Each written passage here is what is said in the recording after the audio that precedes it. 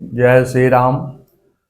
श्री रामचरितमानस कथा नवा परायण चतुर्दिन के आख्यान में कैकेयी मंथरा संवाद।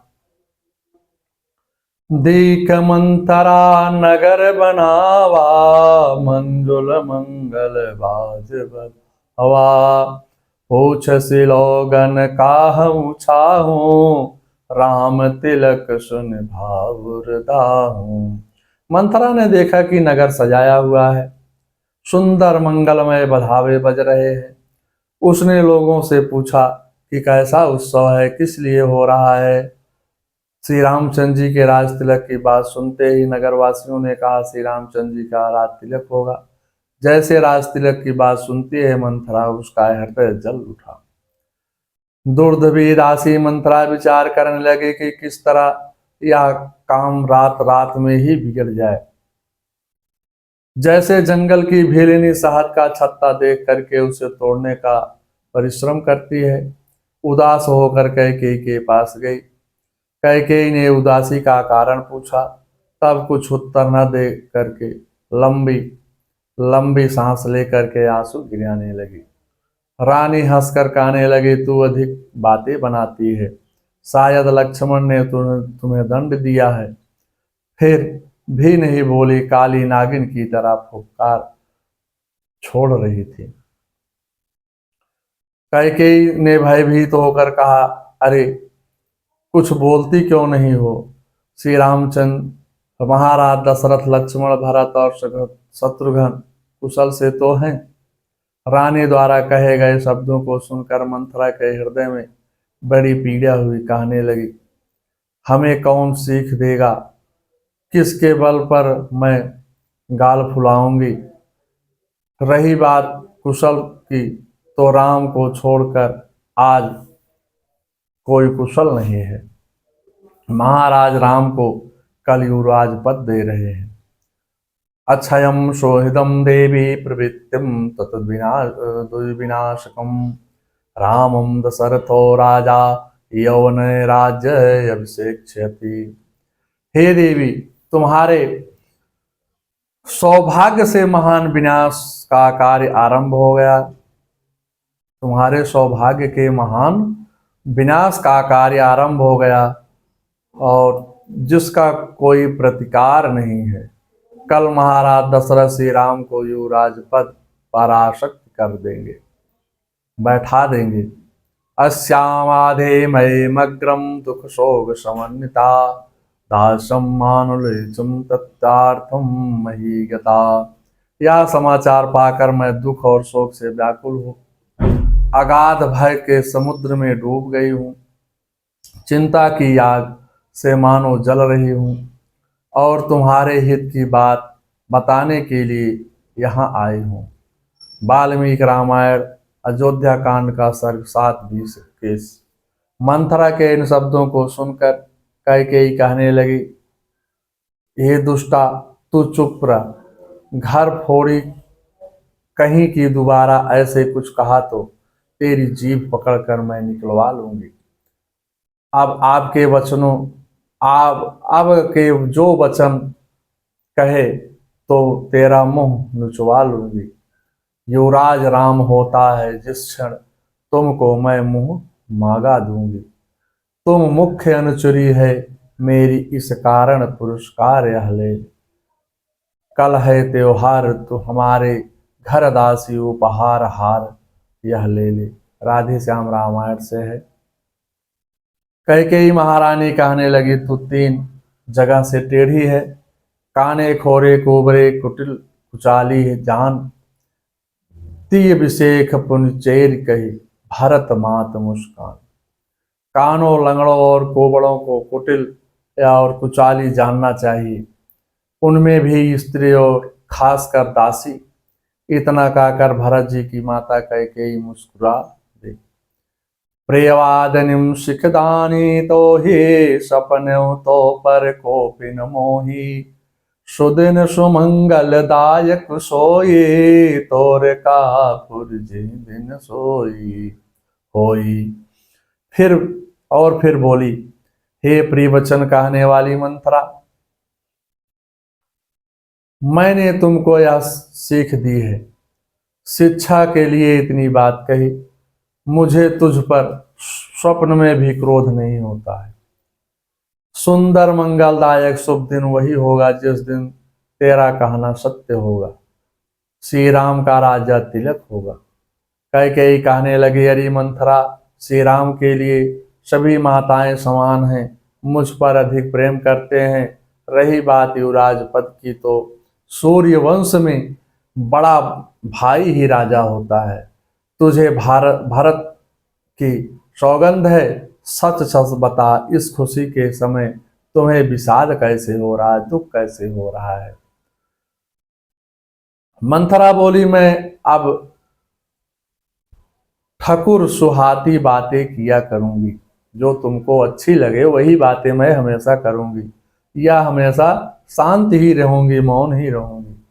विधाता ने मुझे कुरूप बनाया है, दूसरों का इसमें को क्या दोष है। कोई नृप हो ये हमई कहानी, चेर छाड़े अब हो की रानी। कोई राजा हो जाए, मुझे तो दासी ही रहना है, लेकिन मुझे तुम्हारा अनिष्ट नहीं देखा जाता है। मंथरा के गुण कपट रूपी वचनों और से देवताओं के माया के प्रभाव से कैकेयी ने मंथरा को अपना हित करने वाली समझकर बार बार आदर से पूछती है। मंथरा कहने लगी, राम की माता कौशल्या बहुत चतुर है, महाराज आपसे अधिक प्रेम करते हैं। वह कौशल्या को अच्छा नहीं लगता है। उसने महाराज को अपने जाल में फंसाकर भरत की अनुपस्थिति में राम के लिए राज तिलक की लग्न निश्चित करवा ली है। इसका प्रमाण है कि अयोध्या की सजावट 15 दिन की हो रही है, और 15 दिन से हो रही है। तुमने यह समाचार आज मुझे सुना रही हो। मैं सत्य कहती हूँ, अब तुम दूध की मक्खी तो हो नहीं, या तो पुत्र सहित सेवा करोगी, या तो घर से बाहर होगी। कोद बिना तिन दीन दुख, तुम्हें कौशिला दे। भारत बंद गृह सोहहीं, लखन राम के ने। कद्रु के विनेता को दुख दिया, तुम्हें कौशल्या देगी। भरत कारागार का सेवन करेंगे, जेल की हवा खाएंगे, और लक्ष्मण राम के नायब सहकारी होंगे। इस प्रकार से मंथरा कैकेयी से कहती है। मंथरा के शब्दों को सुनकर अध्यात्म रामायण में भरतो राघवाग्रे से किंकरो आ भविष्यति, विश्वातेना नगरात् प्राणो हल्प्यते अचिरात्। किंतु भरत को या तो राम का दास होकर रहना पड़ेगा, या उन्हें शीघ्र ही नगर से निकाल दिया जाएगा, अथवा उनका प्राणघात किया जाएगा। त्वं तो दासीव कौशल्यां नित्यं परिचर्यस्यसि, ततोऽपि मरणं श्रेयो यत्सपत्न्या पराभवा। और तुम्हें दासी के समान सदा कौशल्या की सेवा करनी पड़ेगी। इस प्रकार सौत से अपमानित होकर रहने की अपेक्षा तो मरना ही अच्छा होगा। अध्यात्म रामायण अयोध्या कांड का सर्ग 2:63 से। मंथरा की बातों को सुनकर कैकेयी क्रोध में भरकर केले की भांति कांपने लगी। विचार करती है कि हे मंथरा, मेरी दाहिनी आंख नित्य फड़का करती थी, रात को भयानक स्वप्न देखा भी करती थी। मंथरा, मैं चाहे जीवन भर पिता के यहाँ रह लूंगी, पर सौत की सेवा कभी नहीं करूंगी। कैकेयी के मन की बात जानकर मंथरा बोली, महारानी, मैंने जोशियों से पूछ लिया, उन्होंने गणित लगाकर बताया था कि भरत ही राजा बनेंगे। हे महारानी, मैं आपको एक उपाय बतलाती हूँ। महाराज आज भी आपके वश में ही है। बहुत समय पहले महाराज ने आपको 2 वरदान देने को कहा था। मंथरा एक महारानी कैकेयी से कहने लगी, एक बार महाराज दशरथ जी ने देवासुर संग्राम में इंद्र की सहायतार्थ राक्षसों से युद्ध करने सेना के साथ आपको भी ले गए थे। युद्ध के समय महाराज के रथ की धुरी की कील टूट गई और गिर गई थी। हे महारानी जी, आपने पति की प्राण की रक्षा हितार्थ अपने ही साथ ही उस छिद्र में लगा दिया। महाराज आपको उस स्थिति में देख करके बहुत आश्चर्यचकित हुए, दुखी हुए। कद्रुबिंता, कद्रुबिंता माने नागों की माता का नाम था। कद्र और गरुड़ की माता का नाम था बिंता। दोनों कश्यप की पत्नियां थीं। एक बार कद्र ने बिंता से शर्त रखी कि सूर्य के घोड़ों का रंग कैसा है। बिनिता ने कहा सफेद है। कद्र ने कहा नहीं, काला है। शर्त के अनुसार जो हार जाएगी उसको दासी बनना पड़ेगा। कद्र ने धृष्टा करके सर्पों से कहा तुम मुझे शर्त में विजय दिला दो। सर्प घोड़ों से लिपट गए। घोड़े काले दिखाई देने लगे। शर्त के अनुसार विनिता को दासी बनना पड़ा। गरुड़ ने कहा हमारी माता को दासत्व से कैसे मुक्त होंगी।